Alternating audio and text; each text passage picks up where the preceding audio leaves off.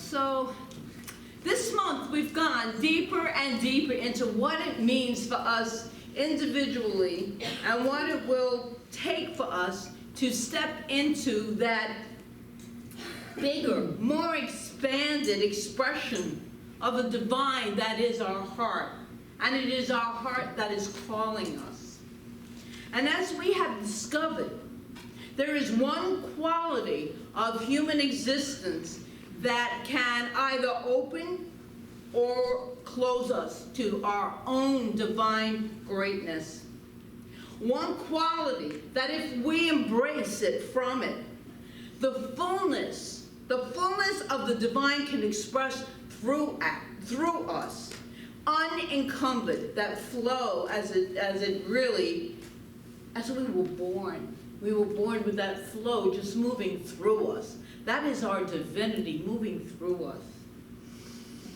Free to share our gifts with others. Sing our songs. We all have a song to sing, believe it or not. And it's not about the voice, it's about our being. We are the music of the universe. Universe, one song. That's what it means. To speak our truth. To dance our dance, and to be and do what we really came here to be and to do. To be ourselves. Truly be ourselves. But that same quality, if not embraced and not lived from, will keep us tiny and small. We play small. And there's so much more of us. Let's just open up to it. Open up to it. We don't live in that tiny box, whatever that is. There's this metaphorical box that we're supposed to be living in, which, I don't know, it doesn't have any boundaries. It doesn't exist but in the minds of others. It's restricted. It is a restricted version of ourselves. So this quality has been identified through scientific research, what I'm going to talk about today, and by Brene Brown, who I'm sure most of us here have heard of, from her TED Talks, from her many, many books, and her book, Daring Greatly, which is what we are using. And what is that quality that I might be speaking of? That quality is vulnerability. A willingness to be vulnerable. In fact, daring greatly to be scared and do it anyway. To not know how, but take that risk. From self-conscious to show up anyway, even though we might be feeling that. These are vulnerable. It's not even a word I really, really thought about much until her book. To not have a clue of the outcome, which I never do. I never have it, just do it anyway. Just do it anyway. To be afraid of getting hurt, but opening our heart anyway. To feel naked, but be authentic and real anyway. Today we'll take a look into a deeper way of embracing this topic and peeling away two pieces of that vulnerability. It's a word that it's kind of challenging to say even. Vulnerability. Well, we're going to peel away two of these. It's like this armor, the shield that we have put up to keep ourselves, we think, feeling safe. So before we peel away at these two sturdy and heavy pieces of armor that we have built around ourselves, I want to make a side note from her book, actually, and an interesting observation. Every single person that Brown studied in her years of research on this topic, every single one, without exception, spoke of struggling to one degree or another with vulnerability, of feeling that way. So I want us to realize that we're not alone. We're not alone in this. We think we are. It's, I've said this before, but it's like Martha Creek came. She used to come all the time here and stay with me, and do 4-day incredible intensive workshops. And she said something one time, because I thought I was the only person that I knew I wasn't the only one that suffered from anxiety, right? And she said, honey, she's from the South, you're hardwired. We're all hardwired for that. So we're not alone in so many of these different feelings that we think that we're all alone in. It flows in and out of all humans, all humans. So 2 forms of that shielding then that we're going to look at, and she refers to them as the common vulnerability arsenal. And before she found out that we all incorporate them into our personal armor in some way or another, once we explore each shield a little bit, which we're going to do this morning, and look at a daringly great strategy that has proved to be disarming, to be effective in disarming these 2 shields. The first one is foreboding joy. This is one I can relate to. Foreboding joy, what does that mean? The first piece of armor that she's referring to, foreboding joy, or the paradoxical dread that clamps down around the momentary, what is that? The momentary joyfulness. And tell me if you recognize any of this. And then I'm going to really get into this, because this is one that really, it can affect a lot of us. You are realizing how much you love your partner, or it could be, you are feeling how good your life is right now, or you're feeling real love for your job. I just love my job. And you're feeling excited because you just got engaged. You're standing over your baby's crib, just feeling this intense joy. All of these moments, these sweet, precious life moments, are moments of high vulnerability. Something where we are overcome with fear that this might happen, or this might happen, or this could happen. You are realizing how much you love your partner, but suddenly you're overwhelmed with the fear that maybe he'll find out about me and leave me. Because we think we have all these dark, these deep, dark secrets that nobody could know about, because only I have these, right? And they're not true. We do this to ourselves. But this is the foreboding joy part. You are feeling life is good right now. And then you see, I can see it taking a really dark turn up ahead. Foreboding joy. You are really loving your job, but the way that they are downsizing in this company right now, there's a good chance I might lose it. At the same time, you're feeling joy. Or you feel this immense joy because you just got engaged immediately on the heels of that excitement, that dreaded feeling that your fiancé is sure to find out who you really are and just dump you like a hot potato. Now, I know that spiritual centers and churches like this are based on the idea that we create what we think, what we feel. We are the infinite creators, and that is true. We are very creative people. That is our purpose of being on this planet, is to create our lives. Thus, what we think and feel is what we create in our life. We might not want to admit any of the other stuff. We might not want to admit that. In fact, we don't even want to admit being vulnerable at all. But a lot of us are, and Brene has done the research to back this up. This phenomena is that the deep, deep joy that starts to bubble up within us, which makes us very vulnerable to being or feeling hurt.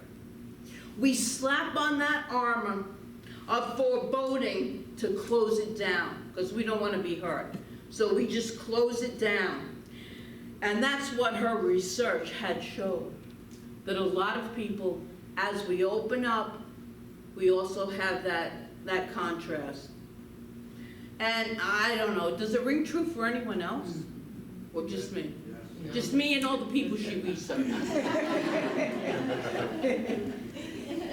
But why on earth are we doing it then? I remember growing up with my sister, who's here, and before we, God forbid you got excited about anything in life at all, before that excitement, if you said that word excitement, it was always followed with, oh no, she had an English accent, I'm not going to do that to you, but, oh no, because this can happen and this can happen and don't you dare look forward to it because this is going to happen on this.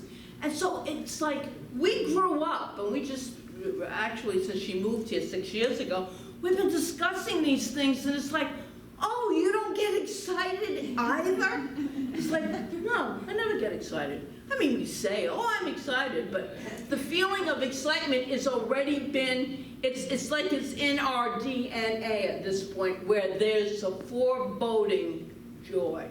So the joy's there, and then it's, yeah, but this can happen, and this can happen. So this phenomenon, and it's pretty real, is in that instant deep joy, but we don't know what's going to happen. And the answer is pretty straightforward. We're trying to beat vulnerability to the punch. Before it happens, we're already there. It's just a little protection that we use for ourselves. We don't want to be blindsided by hurt, but we know. And it's in lots of readings, when I do memorials, that the more we love, the more we hurt when we lose someone we love. But would you give up that love to give up all of the joy of life because we are feeling so vulnerable to the loss of it? Interesting, interesting question. Really interesting. So I have a story that goes with it right here, and it's about a man in his early 60s. And this is in Brown's study. And this is what she wrote. And this is what he said to her. He said and thought, I used to think the best way to go through life was to expect the worst. That way, if it happened, you were prepared. Then I was in a car accident, and my wife was killed. Needless to say, expecting the worst did not prepare me at all. And even worse, I still grieve for all those wonderful moments that my wife and I shared, and I didn't fully enjoy. My commitment to her memory going forward is to fully enjoy every moment now. I just wish she were here now that I know how to do that. Oh, boy, got bumps all over on them. That's why Don Miguel Ruiz is such a love of mine. Love him. And that is why we live in this now moment, really focusing on, well, appreciation is one of the great things we're going to get to, appreciating this now moment, right here, right now, be fully present to it, enjoy it. It can disappear in a second, and it probably will, but that's okay. Feel the joy and do it anyway. And Brown writes, even those who have leaned into joy and embraced their experiences are not immune to the uncomfortable quake of vulnerability that often accompanies joyful moments. They've just learned how to use it, this is good, use it as a reminder rather than a warning shot. What was the most surprising and life-changing difference was the nature of that reminder. For those, this is all Brown, for those welcoming the experience, the shudder of vulnerability that accompanies joy is an invitation to practice gratitude, to acknowledge how truly grateful we are for the person, the reality, the connection, or simply the moment before us. Gratitude. Gratitude, therefore, emerges from the data as the antidote to foreboding joy. In fact, she writes, in every participant in the study who spoke about the ability to stay open to joy and also they also talked about the practice of gratitude. Brown was taken by surprise by something that will be of no surprise to us here who practice this new thought, science of mind, philosophy, spirituality. Research participants consistently described both joyfulness and gratitude as spiritual practices that were tied to the belief in our connection to a power greater than ourselves. Once we move into that state of joy, that's what we use as an attribute of the infinite energy that we call God, the divine energy. It's pure joy. And again, in the words of Science of Mind founder Dr. Ernest Holmes, we all look forward to the day when science and religion walk hand in hand through the visible into the invisible. And it's happening. And he wrote that many, many years ago. It was 100 years ago. He was writing 100 years ago now. It's happening now, and science is trying very desperately to fill that God hole, that space that's right in the middle of every subatomic particle. There's a space. We call it consciousness. It is the God space. They've given it that name. Brown learned most about how gratitude practices and the relationships they have to passing through vulnerability, to joy, to move into that joy. From men and women who had experienced, she learned this from men and women who had experienced the most profound losses and survived some of the greatest traumas. And in spite of that, they were grateful. These include parents whose children have died, family members who have been terminally ill, and genocide or deep trauma survivors. Their unified wisdom was this: be grateful for what you have. Always find something to be grateful for. Don't take what you have for granted. Celebrate it. Don't apologize for what you have. Celebrate it. Tell the world, who cares? I tell the world everything, sometimes too much, but it doesn't make a difference. Just celebrate it. Celebrate, be grateful for all the goodness in your life, and that's in everyone's life. Someone tells me something wonderful they've manifested. I am so grateful and happy for them. And I know most of us are, because it means if one is joyful, that's spreading that beautiful love, as Reverend Michael just spoke about in Don Miguel Ruiz's book, opening his heart and taking, I love it, sir, and taking out that love. We take it out, we implant it, we celebrate it in everyone. Be grateful, so be grateful for what you have. Be grateful for it and share your gratitude with others. When you honor what you have, you're honoring also what you lost. That moves us on to the second shield, perfectionism. Now, I am not a perfectionist, thank God. The other one I really related to, but I know lots and lots of people who are perfectionists, and I've never seen a happy perfectionist. Not fully happy.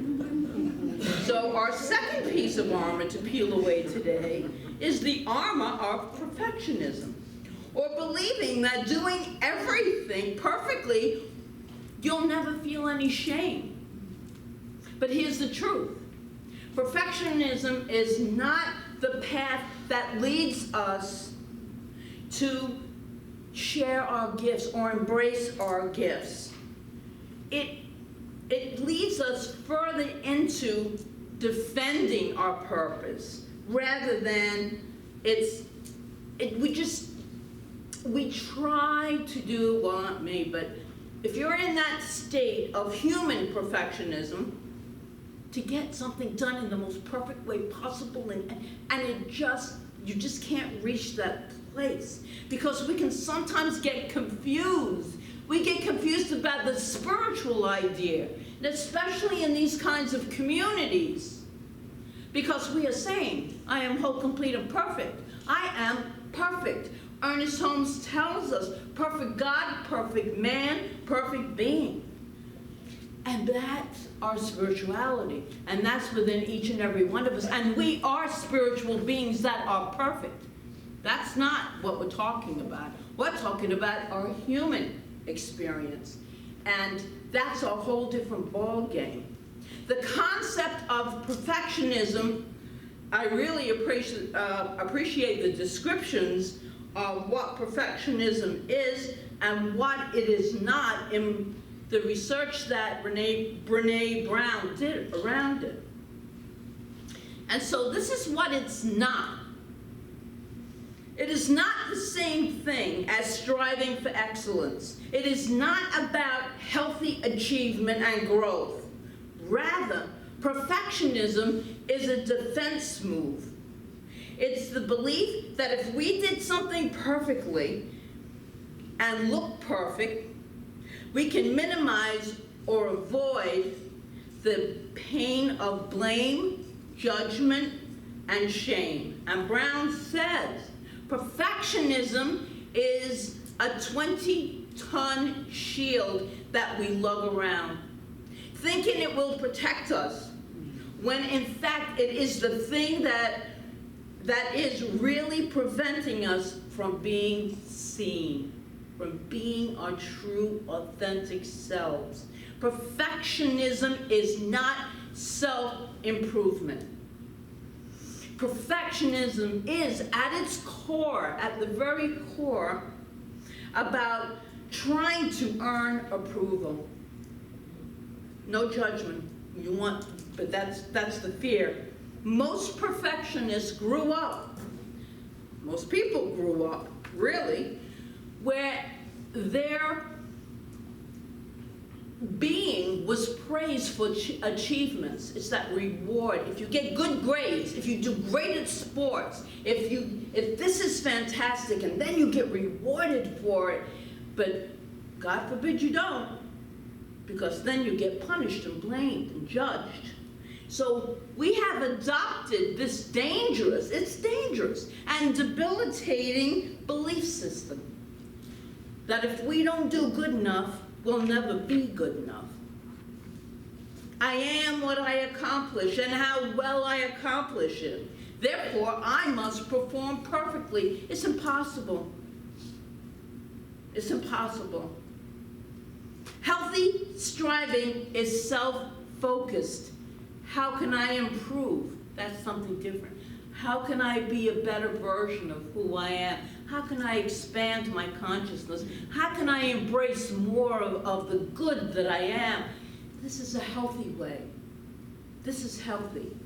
Perfectionism is other-focused. In fact, research shows that perfectionism hampers achievement.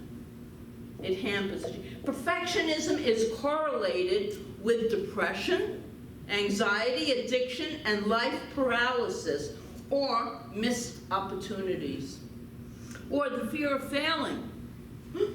Fear of failing. I don't believe in failure. Woo, making mistakes. Oh my goodness, I don't make any mistakes.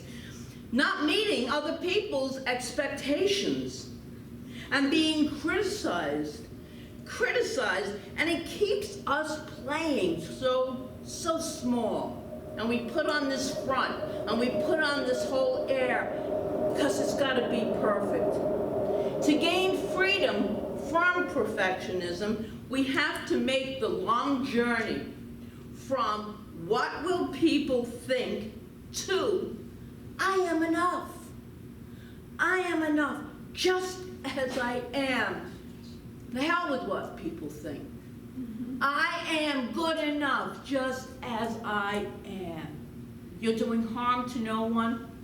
That's the important thing. You're just being yourself. Appreciate the beauty of the cracks.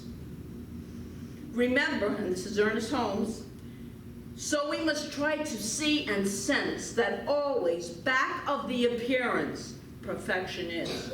So all of this stuff are circumstances, situations, changeable stuff.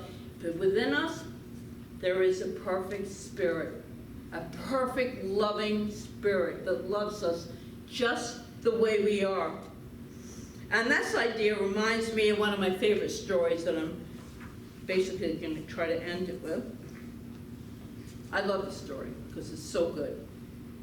A water bearer in India, a water bearer in India, put 2 large pots around his neck on a pole. You know, you've seen them on the pole. And he carried, I'm going to read this, he carried these pots, but one of them had a crack in it. And while the other pot was perfect and always delivered a full portion of water at the end of this long journey from the stream to the master's house, the cracked pot always arrived half full. For 2 years this went on, daily, with the bearer delivering only 1.5 pots of water in his master's house. Of course, the perfect pot was proud of its accomplishments. These pots have feelings, so. Perfect to the end for what it was made. It was made to carry that water. But the poor cracked pot was ashamed of its own imperfections and miserable that it was able to accomplish only half of what it had been made to do.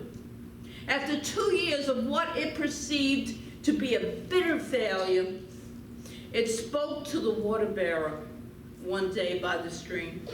I'm ashamed of myself and not worthy to be carried on your shoulders. I want to apologize to you for that. What are you ashamed of? Asked the bearer. I have been able for the past 2 years to deliver only half of my load because the crack in my side causes water to leak all the way back to your master's house. And because of my flaws, you have to do all this work, and you do not get full value from your efforts, the pot said. The water bearer had compassion for the old cracked pot, and said, as we return to the master's house, I want you to notice all the beautiful flowers along the path. Indeed, as they went up the hill toward the house, the old cracked pot took notice of the sun warming the beautiful wildflowers on the side of the path. This cheered it up some, but at the end of the trail, it still felt bad because it had leaked out half of its load. And so again, the pot apologized to the bearer for its failure. The bearer said to the pot, did you notice that there were flowers only on your side of the path, but not on the other pot's side? That's because I have always known about your crack, and I took advantage of it. I planted flower seeds on your side of the path, and every day while we walked back from the stream, you watered them. For 2 years, I have been able to pick flowers beautiful flowers to decorate the Master's table. Without you being the way you are, he would not have had that beauty to grace his house.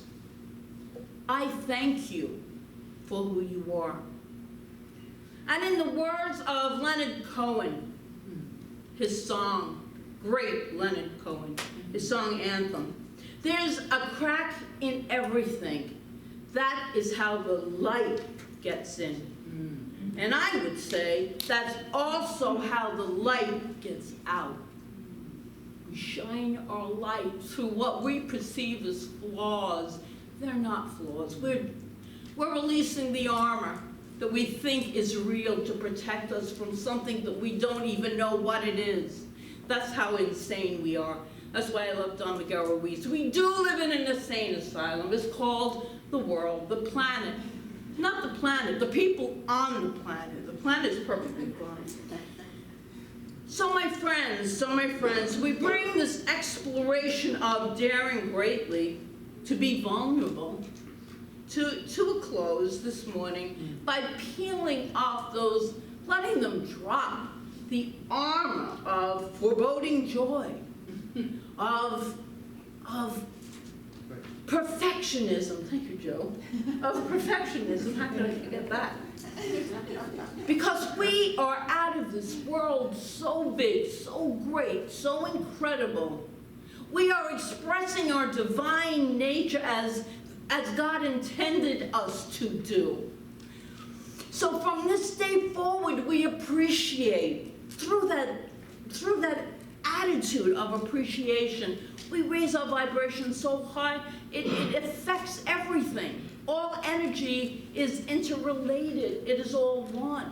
And so I just implore and encourage each and every one of us to shine our lights, our authentic self, and to appreciate everything that we can. So it is.